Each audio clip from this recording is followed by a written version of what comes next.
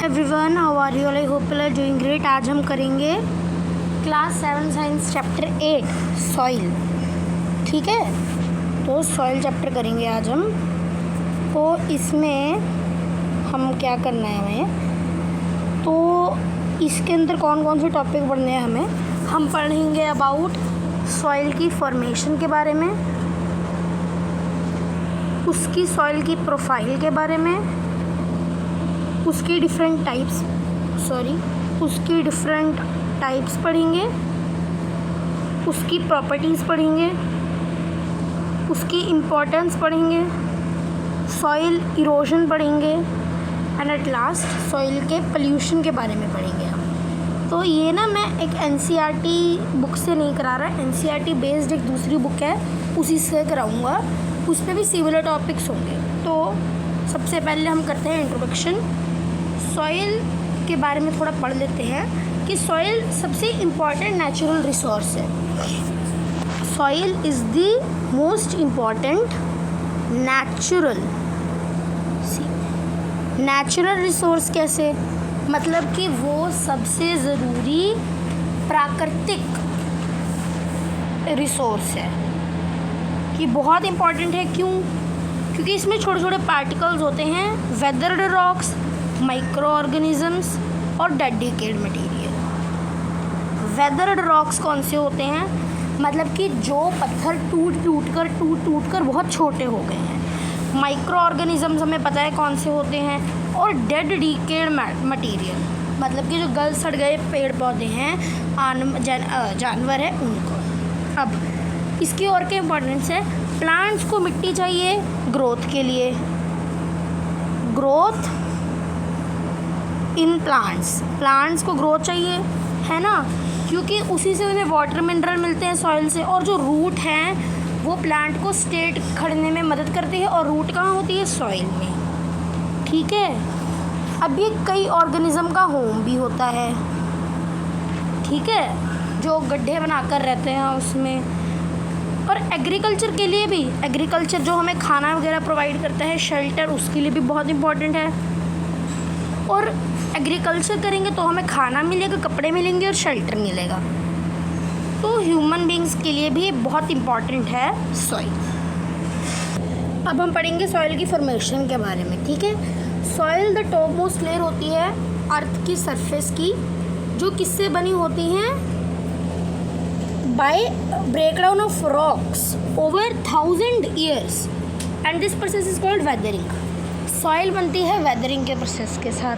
Weathering का process कौन सा होता है हमारा?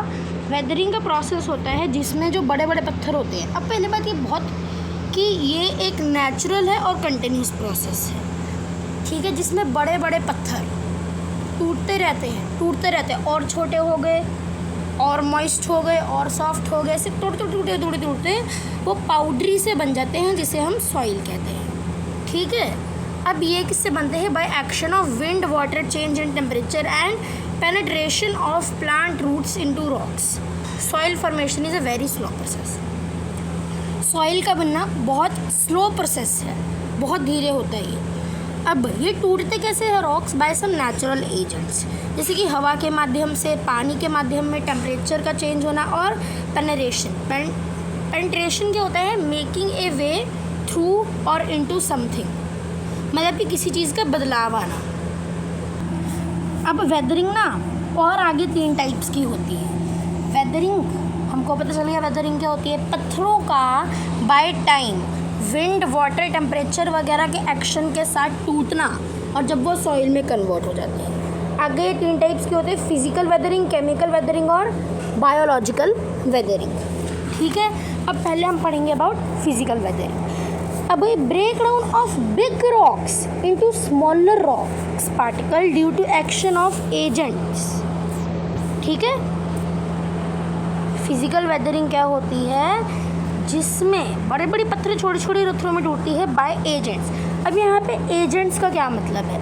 एजेंट्स का मतलब है यहाँ पे किसी माध्यम से, किसी साधन से। ठीक है, किसके साधन से? By agents such as heat वगैरह से, विंड वगैरह से और वाटर वगैरह से। जब ऐसे माध्यमों से, ऐसे चीज़ों से टूटती है कोई चीज़, पत्थर जैसे जिससे टूटते हैं, जिससे इन चीज़ों से वेदरिंग होती है, उस वेदरिंग को हम कहते हैं फिजिकल वेदरिंग। ठीक है, और इसको हम और किस नाम से जानते हैं? इस वेदरिंग को हम जानते हैं और नाम से mechanical weathering, MECHANICL, mechanical weathering. अब the rocks expand in the day due to heat and contract at night due to cold. Physical weathering में क्या होता है कि जो पत्थर होते हैं ना, वो दिन में एक्सपैंड होते हैं गर्मी की वजह से, और रात में कंट्रैक्ट होते हैं ठंड की वजह से। ये कंटिन्यूस एक्सपेंशन और कंट्रैक्शन पत्थरों को ना बड़ा रॉक्स बना देती हैं और उन्हें क्रम्बल कर देती हैं। क्रम्बल क्या होता है? किसी चीज़ का टूटना छोटे छोटे फ्रेगमेंट्स में। ठीक है, अब जो बारिश का पानी होता है वो पत्थरों की क्रेविक्स में जाता है। अब क्रेविक्स क्या होते हैं? पत्थरों की जो छोटी छोटी ओपनिंग्स होती हैं उन्हें हम क्रेविक्स कहते हैं। बारिश का पानी क्रेविक्स में जाता है पत्थरों के, और सर्दियों में और ये पानी फ्रीज़ हो जाता है और एक्सपैंड हो जाता है, जिससे पत्थर टूटना शुरू हो जाता है। मतलब हर तरफ से पत्थर के ऊपर वार हो रहा है ना। इतना था भाई हमारी फिजिकल वेदरिंग में। अब हम पढ़ेंगे about chemical weathering. Chemical weathering ये वो प्रोसेस होता है जिसमें chemical nature of rock change. Chemical weathering is the process in which the chemical nature of rocks change। इसमें क्या होता है, जो रॉक की केमिकल फॉर्मेशन होती है वो टूटती है। अब जैसे हमारी तीन होती है ना साइंस में, फिजिक्स, केमिस्ट्री, बायोलॉजी, बस यही तीनों चीज़ों पे है एप्लीकेबल। फिजिकल में इसके ऊपर आउटर वार हो रहा था, अब केमिकल में इसकी केमिकल फॉर्मेशन टूटेगी। हमको पता है पत्थर किससे बने होते हैं? वेरियस मिनरल से बने होते हैं। अब केमिकल वेदरिंग के तहत ये जो इसमें एग्जिस्टिंग मिनरल होते हैं ये और नए मिनरल कंपोनेंट्स में टूटते हैं। हमें पता है कि रेन वाटर और गैसेस के साथ मिक्स करता है, जैसे कार्बन डाइऑक्साइड, सल्फर डाइऑक्साइड और नाइट्रोजन ऑक्साइड हमारे एटमॉस्फेयर में, और वो एसिडिक रेन फॉर्म करता है। मान लो ये हमारा बादल है, बारिश हो रही है, और बट हमारे एटमॉस्फेयर में carbon dioxide, sulphur dioxide, nitrogen ऐसे गैसेस की मात्रा ज़्यादा है, तो रेन वाटर इन गैसेस के साथ मिक्स होगी और एसिड रेन बनाएगी। ठीक है, और जब ये एसिड रेन पत्थरों के ऊपर गिरती है तो ये केमिकल वेदरिंग करती है। जो मिनरल होते हैं पेरेंट रॉक, वो ऑक्सीजन के साथ हवा की रिएक्ट करते हैं और ये पत्थरों को सॉइल में बनाती है बाय द प्रोसेस ऑफ डिस्टिंग्रेशन के प्रोसेस करती है। ठीक है, इसमें क्या हुआ केमिकल वेदरिंग में, है ना, हमारे जो है बारिश का पानी एसिडिक रेन में बदला। ठीक है, मिनरल पेरेंट ने ऑक्सीजन के साथ रिएक्ट किया और इन सभी से हुआ डिस्टिंग्रेशन का प्रोसेस। ठीक है, जिससे पत्थर सॉइल में बदल गए। इतना था केमिकल वेदरिंग में। अब ये बायोलॉजिकल वेदरिंग पढ़ेंगे। ठीक है, बायोलॉजिकल वेदरिंग में क्या होता है, जो रूट्स होती हैं पेड़ों की और जो एनिमल्स की बाउरिंग एक्टिविटी होती है सॉइल के अंदर कर रही होती है, वो बायोलॉजिकल वेदरिंग को अंजाम देती है। ठीक है, जो हमारे ऑर्गेनिक मैटर प्रेजेंट होता है प्लांट्स और एनिमल्स का मिट्टी में, जैसे कि ट्रीज़ की रूट्स हो गई, जो एनिमल्स को जो दफन जाते हैं एनिमल्स, वो बायोलॉजिकल वेदरिंग को अंजाम देते हैं। जो पेड़ों की रूट्स होती हैं और प्लांट्स जो पत्थरों के अंदर उनके जो क्रेविक्स में उगते हैं, वो उनके ऊपर बड़ा प्रेशर करते हैं। मतलब कि जो पत्थर अंदर है उनके अंदर अगर कोई प्लांट उग रहा है तो वो उसे बहुत ज़्यादा प्रेशर देगा और ये वेदरिंग के अंदर क्रैक देगा। ठीक है, अभी बायोलॉजिकल वेदरिंग बस इतनी सी थी। ठीक है, अब सॉइल की फॉर्मेशन की कितनी स्टेजेस होती हैं? सॉइल की ना फॉर्मेशन की टोटल 3 स्टेजेस होती हैं। अब उन स्टेजेस के बारे में हम पढ़ेंगे। अब इनमें से जो सबसे पहली स्टेज होती है वो पढ़ेंगे। ठीक है, अब जो पेरेंट रॉक होता है या फिर बेड रॉक, पेरेंट रॉक को हम बेड रॉक कहते हैं। ये छोटे छोटे पीसेस में टूटता है। By the action of heat, wind, water. ठीक है। दूसरी स्टेज में क्या होता है, ये वेदरिंग कंटिन्यू रहती है और छोटे रॉक्स पार्टिकल्स बना देती है। इस स्टेज में जो रिमेन्स होते हैं डेड प्लांट्स और एनिमल्स में, वो सॉइल के अंदर प्रेजेंट होते हैं और माइक्रो ऑर्गेनिजम्स के एक्शन से गलने सड़ने शुरू हो जाते हैं और उस चीज़ जो ये सारा प्रोसेस होता है ये बनाता है हमस को। थर्ड स्टेज क्या होती है हमारी, इस स्टेज में जो मिनरल और सॉल्ट होते हैं जो सॉइल के गहराइयों में जाते हैं विद रेन वाटर, वो फर्टिलिटी ऑफ सॉइल को इंक्रीज़ करते हैं जिससे वो प्लांट्स की ग्रोथ के लिए सूटेबल बनता है। ये थी हमारी 3 स्टेजेस। अब हम पढ़ेंगे factors affecting the soil formation. उन फैक्टर्स के बारे में पढ़ेंगे जो सॉइल की फॉर्मेशन के लिए होते हैं। ये बहुत फैक्टर्स होते हैं जो सॉइल की फॉर्मेशन को इफेक्ट करते हैं। अब उनमें से कुछ फैक्टर्स को हम डिटेल में करते हैं। सबसे पहला होता है क्लाइमेट। जो क्लाइमेटिक कंडीशन होती हैं या फिर एजेंट ऑफ वेदरिंग होते हैं, जैसे कि स्ट्रॉन्ग विंड, रेनफॉल, टेम्परेचर का चेंज, ये पत्थरों में क्रैक्स फॉर्म करते हैं। ठीक है। और ये प्रोसेस जो वेदरिंग का है वो हॉट और ह्यूमिड क्लाइमेट में और स्पीड अप हो जाता है। तो दो चीज़ें, जो रेट होती है और type of soil formation, the rate of soil formation और the type of soil formation, ये दोनों क्लाइमेट ऑफ रीजन के ऊपर डिपेंड करती है। ठीक है। अगला है लैंडस्केप। अभी लैंडस्केप का क्या है, लैंडस्केप क्या होती है, everything that a person can see while looking across a large area of land specially in a country. Landscape मतलब कि स्पेशली जब एक कंट्री में कोई इंसान अपनी आंखों से जितना भी देख सकता है ज़मीन पे, वो सारा एरिया लैंडस्केप होगा।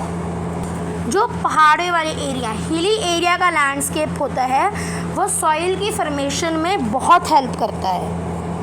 अब आपको मैं एक और चीज़ क्लियर कर दूं, इसमें आपको शायद एक वर्ड आएगा इरोजन। इरोजन मतलब कि मिट्टी का एक जगह से दूसरी जगह जाना ड्यू टू एजेंट्स। ठीक है। अब हिली एरिया के अंदर ढेर सारे स्लोप्स होते हैं। ठीक है, जो पानी को नीचे जाने में मदद करते हैं। पानी उन स्लोप से नीचे जाएगा तो इसलिए जो पत्थर हैं वो इरोड होंगे और उनको ज़्यादा क्रैक्स आएंगे। जो हिल्स होते हैं उनमें बहुत थिन लेयर ऑफ सॉइल होती है जिसके ऊपर पानी जाता है, विंड उनको वॉश कर देती है और सॉइल नीचे को जाने लगती है। ठीक है। अब प्लेन एरियाज़ में ये जो फ्लो होता है वाटर का, ये कंपैरेटिवली स्लो होता है और इसलिए यहाँ पे थिक सॉइल फॉर्म होती है। अब हम पढ़ेंगे nature of a parent rock. Parent rock का नेचर पढ़ेंगे। जो सॉइल की सिमिलर कंपोजिशन होती है जिसकी उसकी पेरेंट रॉक की होती है। फॉर इंस्टेंस हम क्या कह सकते हैं, अगर पेरेंट रॉक की हाई कंटेंट ऑफ कैल्शियम है तो मिट्टी भी कैल्शियम में रिच होगी। तो इस हिसाब से जो पेरेंट रॉक का नेचर होता है वो मिट्टी के हिसाब के ऊपर डिपेंड करता है। नहीं मतलब मिट्टी पेरेंट रॉक से बनेंगी। अब पेरेंट रॉक में जो चीज़ ज़्यादा होगी वो उसके बनने वाली सॉइल में भी ज़्यादा होगी, जो उसमें कम होगी वो उसकी सॉइल में जो बनेगी उसमें भी कम होगी। अब हम पढ़ेंगे सॉइल की प्रोफाइल के बारे में। सॉइल प्रोफाइल में हम पढ़ेंगे एक vertical cross section of soil. Simple कहें तो हम सॉइल की लेयर्स के बारे में पढ़ेंगे। सॉइल के लेयर मतलब सबसे टॉप मोस्ट लेयर से बेड रॉक तक। अब इसकी जो हर एक लेयर होती है उसे हम कहते हैं होराइजन।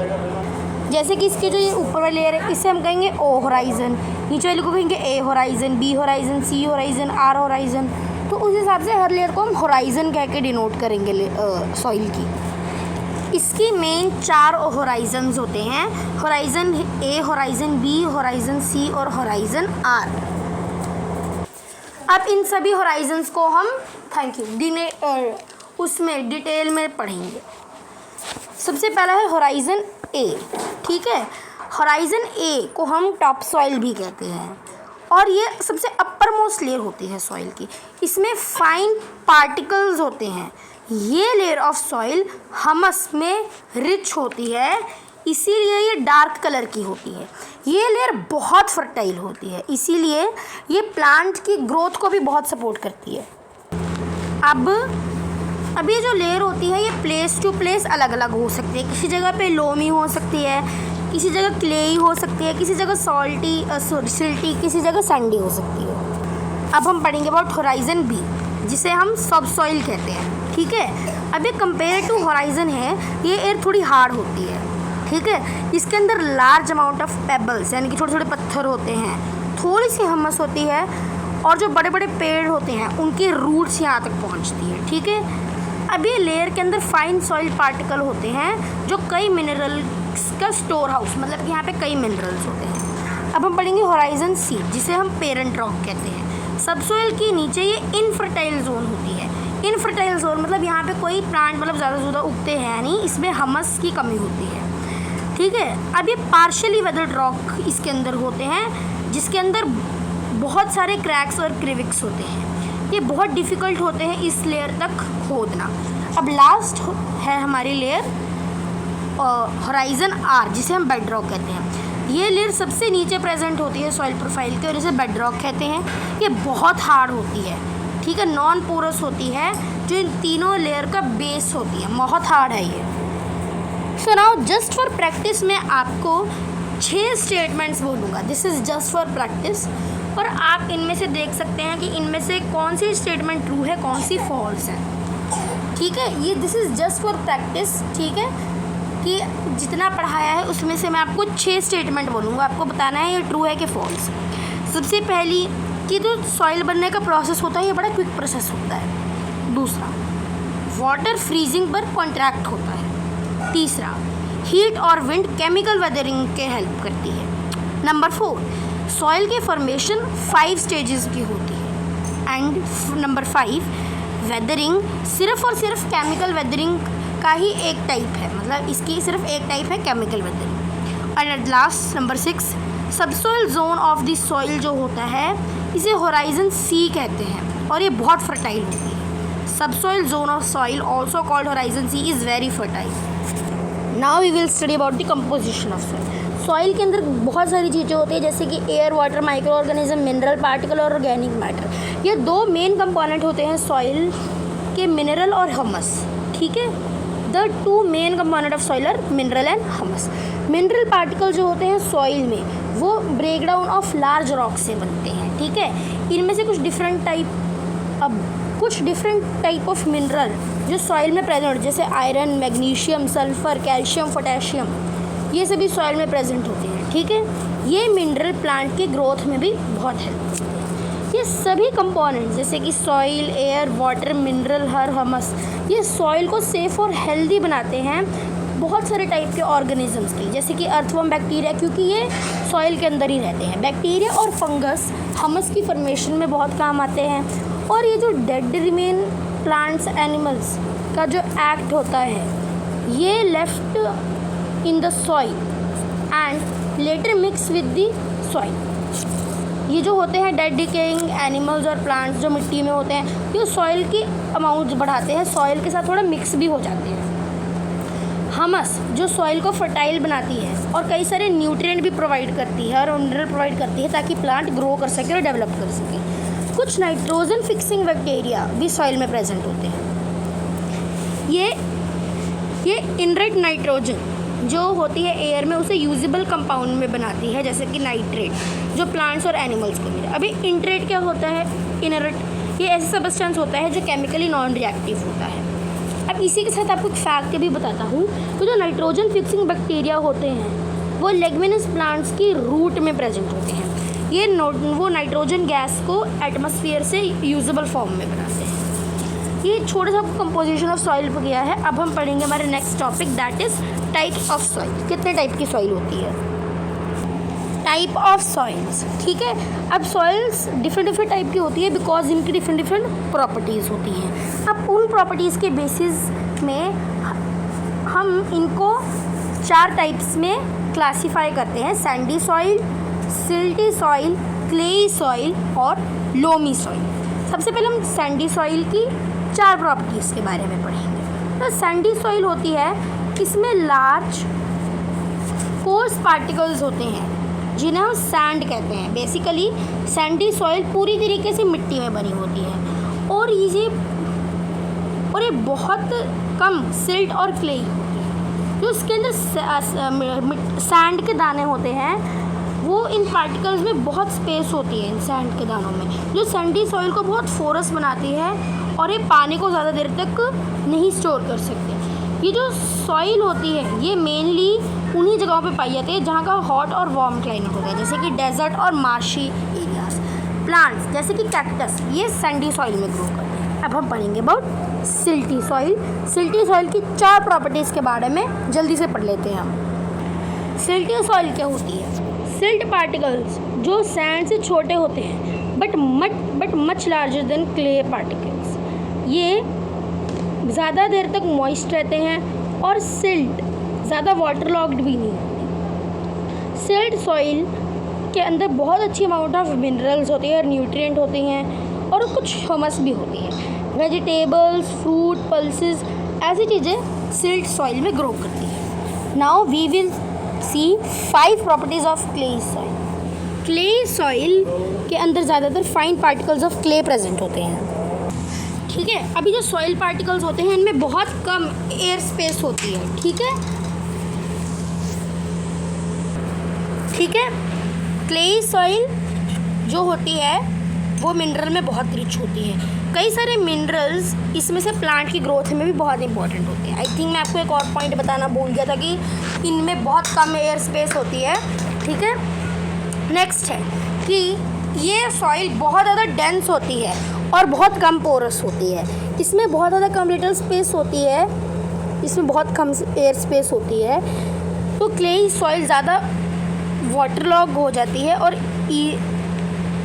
ठीक है, क्ले सॉइल ज़्यादा वाटर लॉग हो जाती है। अब क्रॉप्स जैसे कि पैडी, राइस, कॉटन, ऐसी चीज़ें ज़्यादातर क्ले सॉइल में ग्रो होती हैं। अब हम 5 लोमी सॉइल की प्रॉपर्टीज़ पढ़ेंगे। ठीक है, जल्दी से पढ़ लेते हैं।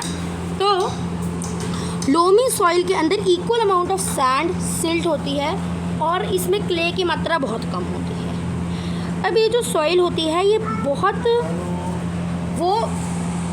ये सॉइल वेल एरेटेड होती है, जिसका मतलब इसके अंदर एडिकेट एयर होती है, अच्छी अमाउंट ऑफ एयर होती है। ये soil right amount of water अपने अंदर स्टोर कर सकती है for better growth of plants. Loamy soil के अंदर बहुत सारे ऑर्गेनिक मैटर यानी कि ह्यूमस होती है जो इस सॉइल को बहुत फर्टाइल बनाती है। इस टाइप ऑफ सॉइल को ज़्यादातर variety of crop such as vegetable, onion, garlic, pulses, wheat, maize, ऐसी चीज़ों को उगाने में ज़्यादा यूज़ किया जाता है।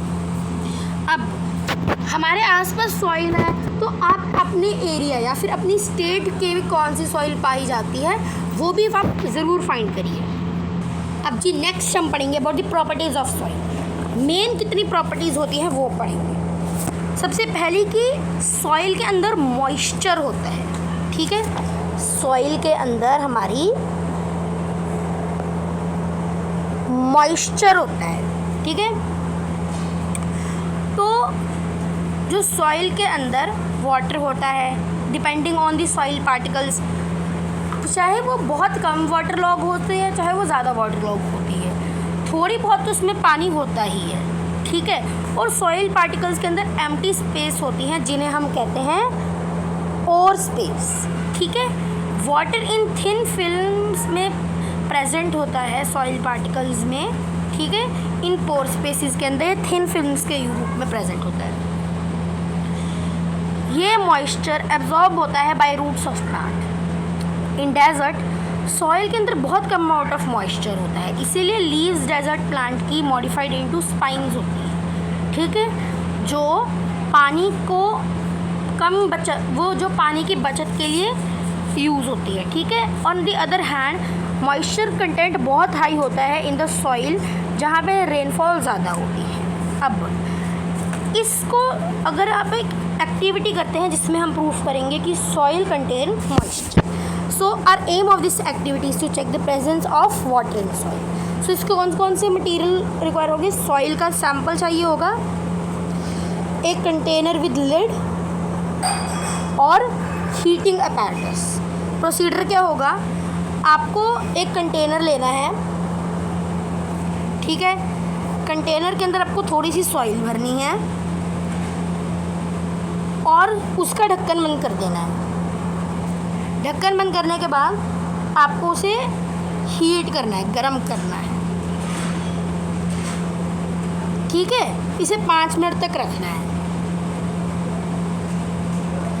ठीक है। अब आप क्या ऑब्जर्व करोगे कि छोटे छोटे पानी के ड्रॉपलेट्स आप लिड की इनर सरफेस पर करोगे। ये लिड, इसके अंदर तो छोटे छोटे वाटर पार्टिकल्स होंगे। अब इसका कंक्लूजन क्या होगा कि सॉइल के अंदर मॉइस्चर कंटेन है, वाटर इवेपोरेट हुआ जिसके कारण कंडेंस होकर ये लिड के ऊपर आ गया। आफ्टर इट इसकी दूसरी प्रॉपर्टी के बारे में पढ़ेंगे जो है एब्जॉर्प्शन की।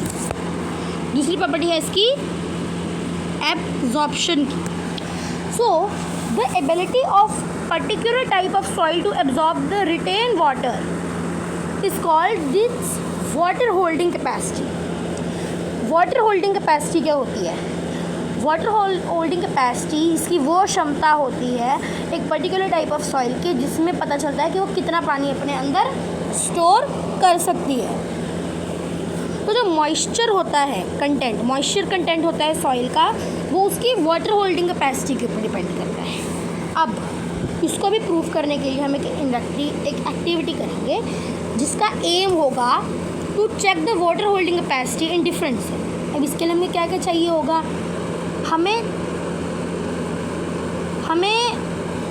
जितनी हमको सॉइल अवेलेबल होती है, 4 सॉइल्स के बारे में पढ़ा था, सैंडी, लोमी, क्लेई के बारे में पढ़ा था हमने।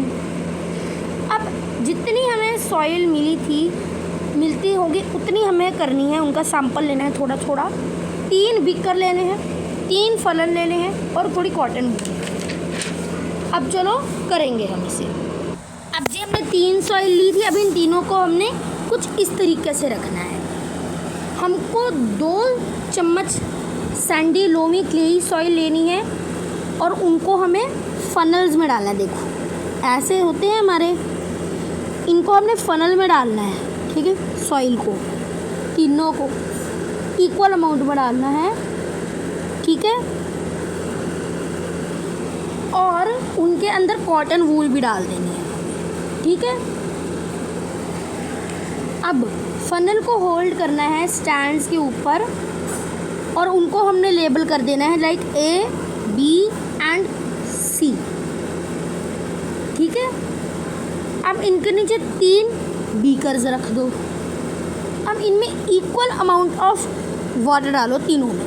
अब क्या ऑब्जर्व करो तो the maximum amount of water आपके C बीकर में कलेक्ट होगा और सबसे कम अमाउंट ऑफ वाटर आपके A में कलेक्ट होगा, ठीक है। अब C है सैंडी सॉइल, A है क्लेई सॉइल। अब इससे क्या हमें पता चलेगा? तो जो वाटर होल्डिंग कैपेसिटी है सैंडी सॉइल की वो सबसे कम है और क्लेई सॉइल की सबसे ज़्यादा है, ठीक है। अब भाई ये कैसे पता चला? क्योंकि जब हमने इसमें क्लेई सॉइल में पानी डाला तो इसने ज़्यादा पानी अपने अंदर होल्ड कर लिया और इसने कम पानी होल्ड किया, ताकि तो बाकी सारा पानी था वो बह गया। तो इसीलिए सबसे ज़्यादा पानी होल्ड करने की कैपेसिटी क्लेई सॉइल में होती है, सबसे कम सैंडी सॉइल में होती है।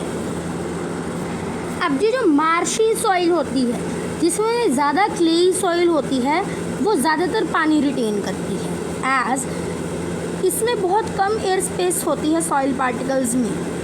तो वाटर जो है वो सॉइल के अंदर ज़्यादा कलेक्ट होगा, इसे हम वाटर लॉगिंग कहते हैं, ठीक है। जब मिट्टी में ज़्यादा पानी भर जाता है वो वाटर लॉगिंग होती है। तो जो वाटर लॉग्ड सॉइल होती है वो ज़्यादा एयर अपने अंदर होल्ड नहीं करती, इसीलिए प्लांट्स को ज़्यादा ऑक्सीजन नहीं मिलती ब्रीथ करने के लिए और वो अच्छी तरीके से ग्रो नहीं कर पाते वाटर लॉग्ड सॉइल। नेक्स्ट हम करेंगे हमारी नेक्स्ट क्या है हमारा प्रॉपर्टी इसकी प्रीकॉलेशन रेट।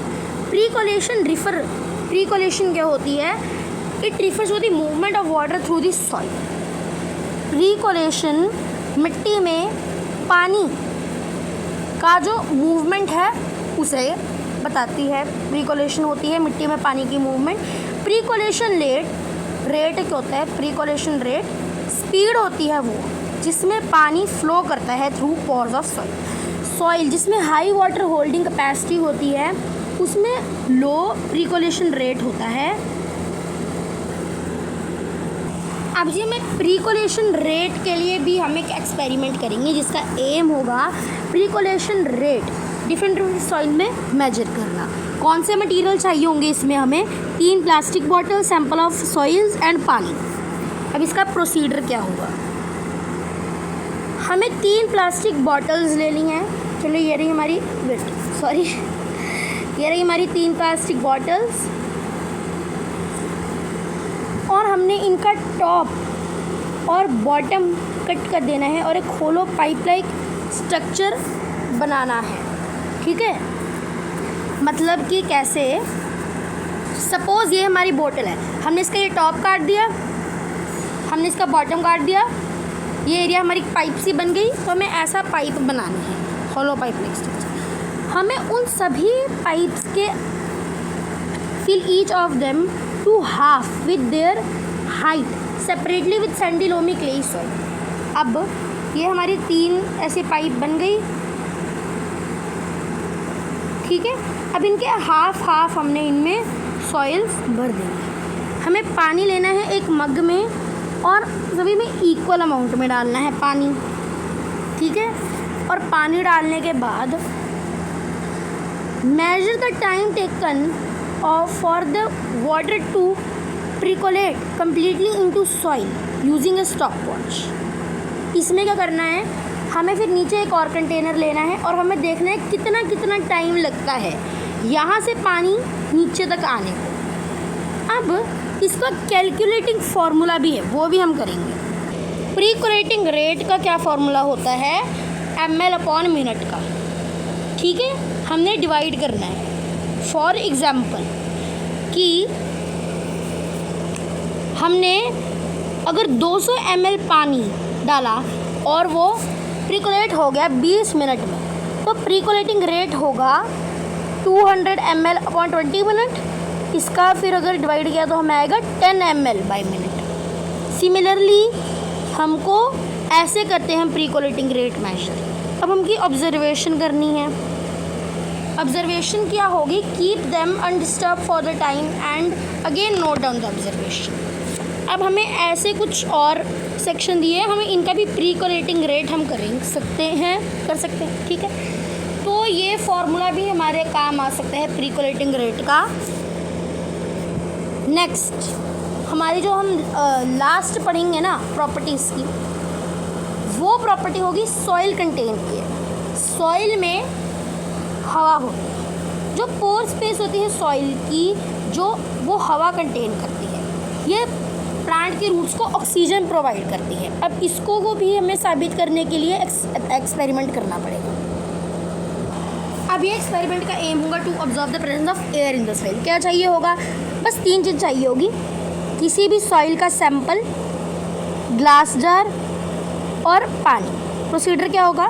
हमें आधा फिल कर देना है ग्लास जार पानी सॉइल से। अब इसमें जेंटली पोर करना है पानी इस जार में जब वो उसके ब्रिम तक फिल ना हो जाए।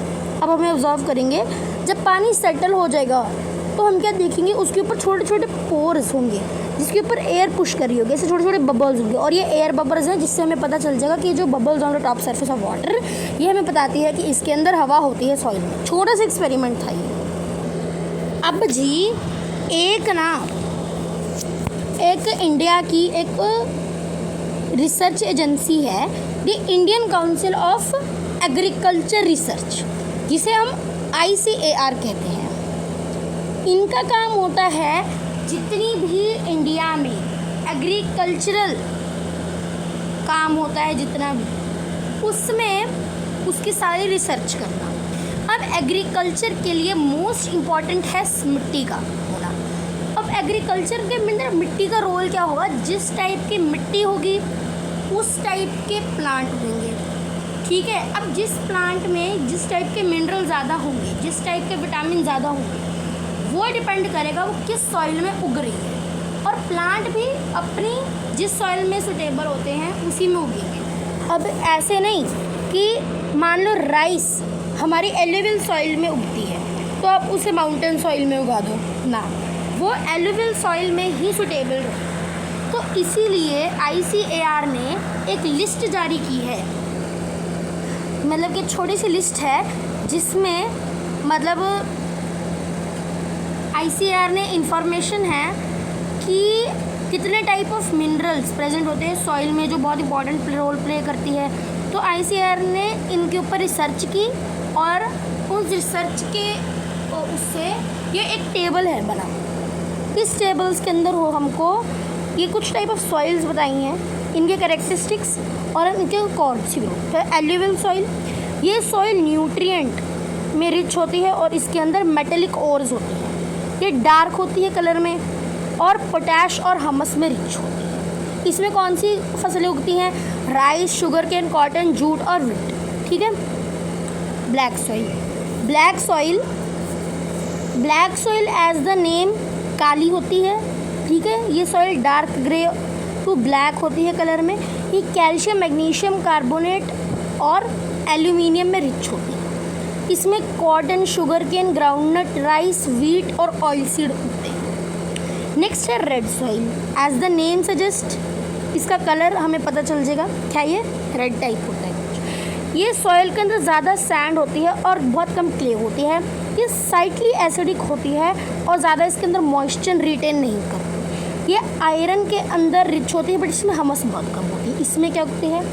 रैगी, ग्राउंडनट, मिलेट, तंबाकू, पोटैटो, राइस, वीट और शुगर केन। नेक्स्ट है लैटेराइट सॉइल। ये सॉइल येलोइश होती है कलर में, आयरन और एल्यूमिनियम में रिच होती है और ये बिल्डिंग मटेरियल्स, मतलब कि अगर इसके ऊपर कुछ बिल्ड करना है तो उसके लिए बहुत अच्छी रहेगी। इसके अंदर उगती है कॉफ़ी, कैश्यूनट, रबड़ और कोकोनट। अगला desert soil. Desert soil porous और कॉरस होती है। ये रिच होती है फॉस्फेट और नाइट्रेट में।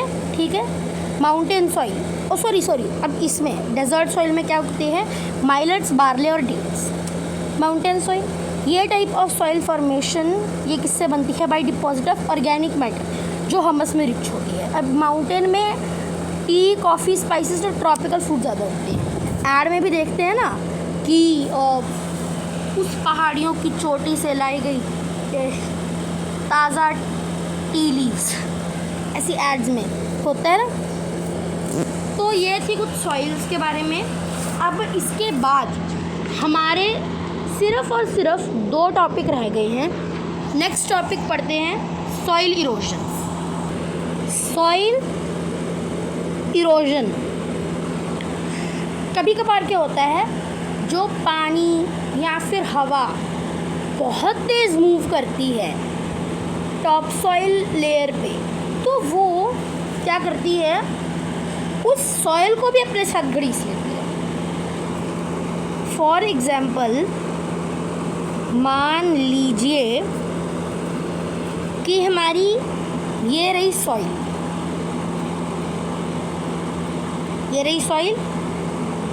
ये हमने कुछ चलो ड्यून्स बना दिए सॉइल के। यहाँ से आ रही है हवा। अब ये बहुत तेज़ की हवा है। ये हवा क्या करेगी? अपने साथ और छोटे छोटे पार्टिकल्स अपने साथ ले जाएगी मिट्टी के और इसको किसी और जगह ट्रांसपोर्ट करते। इसे हम कहते हैं सॉइल इरोजन। ये process removal of top soil होता है जो, और ये स्ट्रॉन्ग विंड और रनिंग वाटर से होता है। ऐसे ही हल्की फुल्की हवा से यहाँ से वहाँ पहुँची, स्ट्रॉन्ग विंड होती है।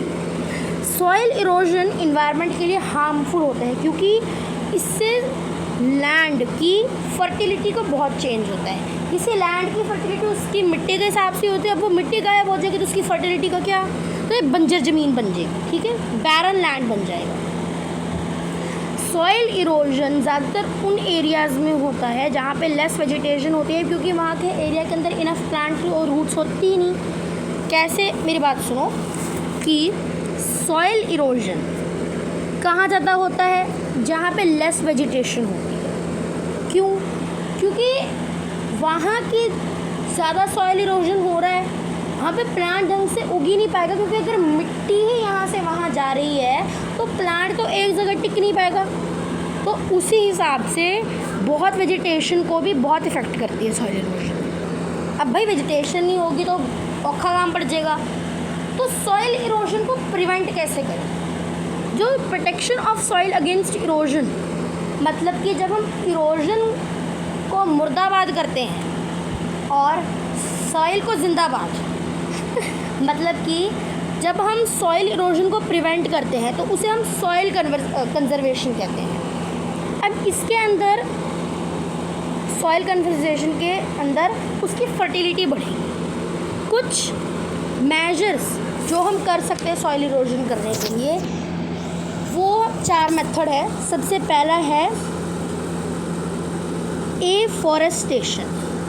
एफॉरेस्टेशन क्या होता है कि पेड़ों की कटाई कम करना और ज़्यादा पेड़ लगाना। ठीक है। Afforestation is the planting of a tree or of a large number of tree in the area that have no plant. It can be done by planting trees and sowing seed, planting large number of trees on land। अच्छा, कि इससे क्या होगा कि एक area है जहाँ पे कोई प्लांट नहीं, ठीक है। अब इस एरिया पे बहुत ज़्यादा पेड़ों की कटाई हो रही है, अब यहाँ पे कोई प्लांट ही नहीं बचा, ये होगा हमारा एफॉरेस्टेशन। हमने और यहाँ पे प्लांट लगा दिए तो ये और मतलब फर्टिल हो गया, ये होगा रिफॉरेस्टेशन। एफॉरेस्टेशन होता है वो ज़मीन जहाँ पर कोई प्लांट नहीं उगा, ठीक है। एफॉरेस्टेशन और होता है प्लांट्स को ट्री करना, और जब वो एरिया अच्छे से प्लांट से हरा भरा हो जाएगा उस प्रोसेस को हम कहेंगे रिफॉरेस्टेशन। भाई यहाँ पे तो रिफॉरेस्टेशन होगी। Planting a large number of tree on land which has been cleared of trees is known as reforestation.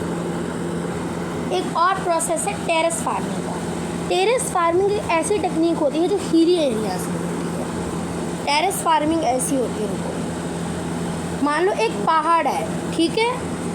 अच्छा, मान लो ये पहाड़ है ना एक, अब मान लो कि भाई ये पहाड़ है, यहाँ पे स्लोप्स हैं। अब इन स्लोप्स के कारण यहाँ पे सॉइल इरोजन बहुत ज़्यादा होगा, ठीक है।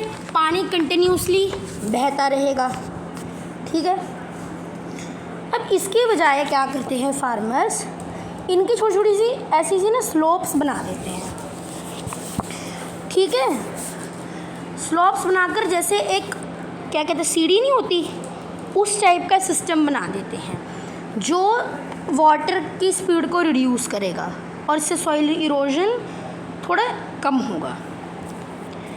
नेक्स्ट वे है ओवरग्रेजिंग। ओवरग्रेजिंग बाय एनिमल्स, ये भी सॉइल इरोजन का एक कारण है।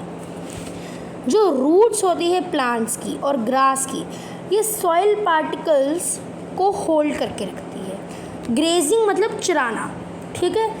जो ग्रेजिंग जब हम करते हैं तो वो छोटे छोटे प्लांट्स को रिमूव कर देती है, इसलिए जो सॉइल पकड़े रखती है, जो रूट्स पकड़े रखती है सॉइल को, वो अगर रूट ही मर जाएगी तो सॉइल भी थोड़ी ढीली पड़ जाएगी। तो इसीलिए एनिमल्स को डिफरेंट एरिया पे ग्रेजिंग करानी चाहिए और एक ही जगह पे ओवर ग्रेजिंग नहीं करनी चाहिए। एक और है कारण इसका flood. Flood leads to soil erosion. Strong current of water wash away the fertile top layer of soil. Building dam can help conversation of soil. इतना था, डैम बनाओ, डैम से बाढ़ कम आएगी तो सॉइल इरोजन कम होगा, ठीक है। अब इसके बाद सॉइल पोल्यूशन एक लास्ट टॉपिक है। सॉइल पोल्यूशन क्या होता है? Soil pollution is the degradation of soil due to natural and human activity such as deforestation, use of chemical in agriculture, industrial activity or import disposal of waste। Soil pollution मतलब मिट्टी का डिसग्रेडेशन होना। मिट्टी की fertility कैसे कम होगी? Natural और human activities में, जैसे डिफॉरेस्टेशन, पेड़ कटेंगे, ठीक है, पेड़ कटेंगे ज़्यादा, ठीक है। जब केमिकल ज़्यादा यूज़ होंगे तो एग्रीकल्चर में ज़्यादा केमिकल यूज़ होंगे तो सॉइल गंदी होगी, जैसे इंडस्ट्री एक्टिविटीज़ से भी सॉइल गंदी होगी, तो वो सभी सॉइल पोल्यूशन को रिलेट करते हैं। और सॉइल पोल्यूशन होगा तो ज़्यादा फसल भी नहीं होगी, फसल ख़राब उगेगी। सॉइल पोल्यूशन जस्ट प्लांट्स को हार्मफुल है, बट छोटे छोटे ऑर्गेनिजम्स को भी हार्मफुल है जो मिट्टी में रहते हैं, इसीलिए सॉइल पोल्यूशन को कंट्रोल करना चाहिए। अब वो कैसे करें, इसके 4 पॉइंट है, नहीं 5 पॉइंट है, आपको बताता हूँ how to control soil pollution. पहला है केमिकल्स जैसे कि फर्टिलाइज़र और पेस्टिसाइड का एग्रीकल्चर लैंड पे कम यूज़ करो। दूसरा पॉइंट है कि हमको नॉन बायोडिग्रेडेबल वेस्ट कम यूज़ करना चाहिए, ठीक है।